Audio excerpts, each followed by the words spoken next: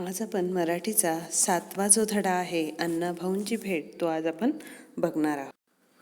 या पाठाचे लेखक जे आहेत विठ्ठल उमप हे आहेत. हे प्रसिद्ध लोकशाहीर आहेत.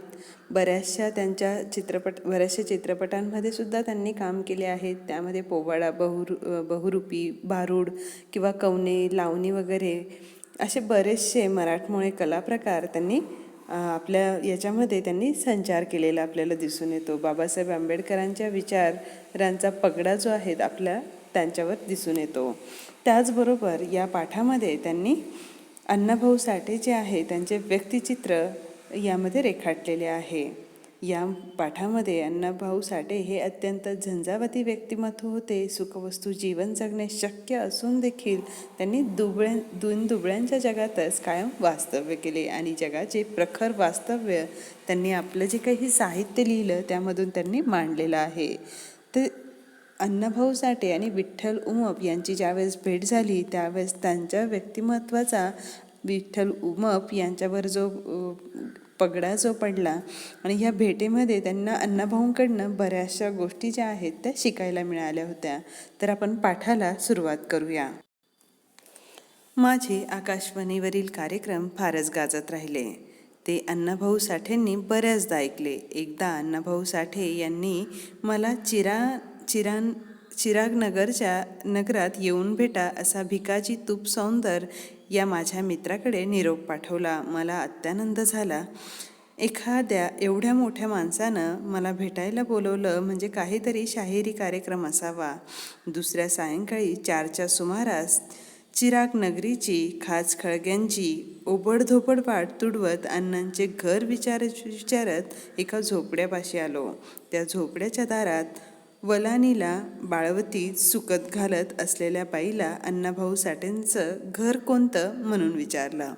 तर आकाशवाणीवर विठ्ठल उमप जे आहे त्यांचे बरेचसे कार्यक्रम जे आहे ते सादर होत होते आणि अण्णाभाऊ साठेंनी सुद्धा यांचे बरेचसे कार्यक्रम ऐकले होते आणि त्यांच्या मित्राजवळ त्यांनी निरोप पाठवला होता की चिरागनगरमध्ये जे अण्णाभाऊ साठे राहत होते त्या ठिकाणी त्यांनी भेटायला बोलवलं होतं. उमप जे आहेत त्यांना वाटलं की काहीतरी शारीरिक कार्यक्रम असावा, त्यासाठी माझी आठवण केली असावी आणि त्यावेळेस उमप जे आहे ते अण्णाभाऊ साठेंना भेटावयाला या चिरागनगरीकडे ज्यावेळेस गेले त्या खास खळग्यांची ओबळधोबळची वाट होती ती तुडवत त्यांनी एका झोपड्यापाशी जेव्हा गेले त्या झोपड्याच्या दारात वलानीला म्हणजे ज्या काही दोरीवर आपण कपडे वाळत घालतो त्याला वलानी म्हणतात. त्यानंतर बाळवती म्हणजे नुकतंच बाळ जन्माला आलं आहे की त्यावेळेस त्याची जी छोटी मोठी कापडं असतात ती त्या वळणीवर म्हणजे त्या दोरीवर वाळत घातली होती, सुकत घातली होती आणि त्यावेळेस तिथे असणाऱ्या त्या बाईला त्यांनी प्रश्न केला आहे की अण्णाभाऊ साठेंचं घर कोणतं आहे म्हणून त्यांना विचारलं आहे. त्यावेळेस ती म्हणाली, ही बघा डाव्या अंगानं असंच मोरं जावा, तिथं चहावाल्याच्या हाटील हाय. त्याच्याच मोरला अंगाला विचारा, तिथंच जयवंताबाई राहतीया. मी म्हणालो, अहो ताई मी अण्णाभाऊ साठेंचं घर विचारतोय. तर या ठिकाणी बघा तिथली जी काही बोलीभाषा होती ती इथं त्यातून संवाद जो आहे तो साधला आहे. तर ती जी काही बाई होती तिला ते विचारतात की अण्णाभाऊ साठेंचं घर कुठे आहे. त्यावेळेस ती म्हणते की हे बघा असं डाव्या बाजूनं मोहरं म्हणजे पुढे जावा आणि तिथं म्हणजे तिथे चहावालाचं आहे त्याचं हाटील आहे. हाटील म्हणजे हॉटेल आहे आणि त्याच्याच मोरे म्हणजे त्याच्याच पुढे तुम्ही विचारा तिथंच जयवंताबाई राहतीया. म्हणजे जयवंताबाई जी आहे ती राहती. त्यावेळेस लेखक म्हणताय, मी म्हणालो अहो ताई अण्णाभाऊ साठेचं म्हणजे त्यांना जयंताबाई नको होती, त्यांना कोण होतं अण्णाभाऊ साठेंचं घर हवं होतं. त्यावेळेस ती म्हणाली,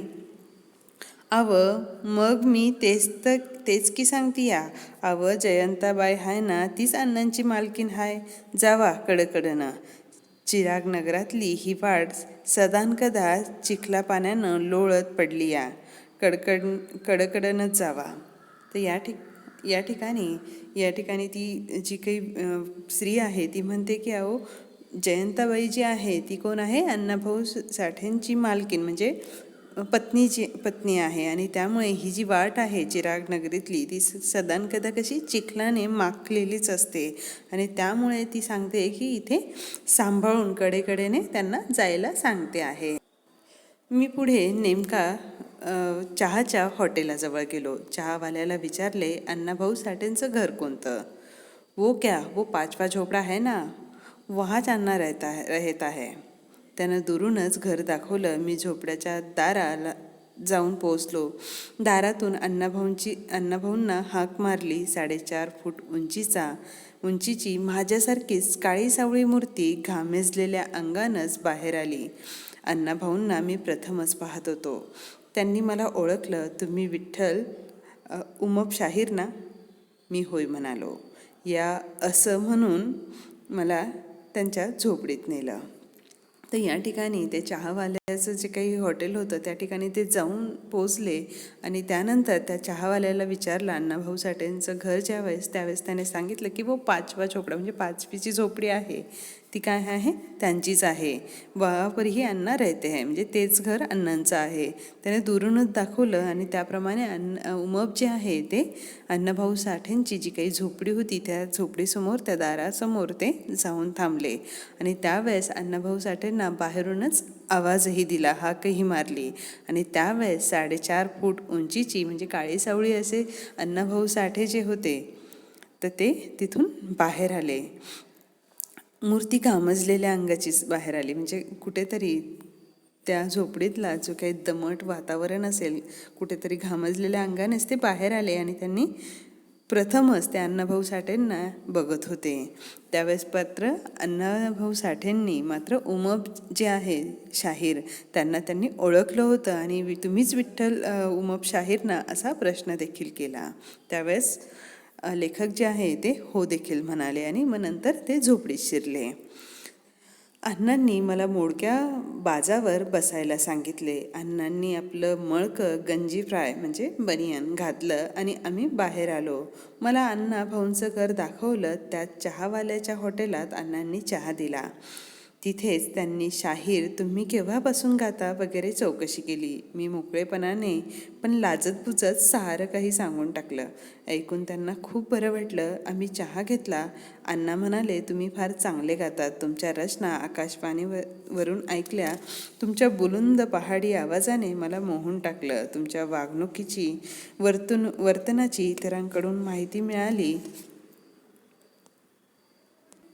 तर या ठिकाणी आपण बघतो की अण्णा जे आहे त्यांनी काय केलं, एक मोडकी बाज म्हणजे खाट जे काही आपण दोरीने ती गुंफलेली असते ज्यावर आपण झोपतो बसतो तर अशी जी बाज आहे त्या बाजावर त्यांना बसायला सांगितले आणि मळकं गंजी फ्राय म्हणजे बनियन वगैरे घालून ते बाहेर आले आणि ज्या हॉटेलवाल्याने अण्णांचं घर दाखवलं तो उमप यांना त्याच हॉटेलात अण्णा जे आहे उमप यांना घेऊन चहा पिण्यासाठी आले आणि त्यावेळेस त्यांच्याशी काही गप्पा त्यांच्या रंगलेल्या आहेत. यानंतरचा जो भाग आहे आपण नंतरच्या लेक्चरमध्ये बघूया.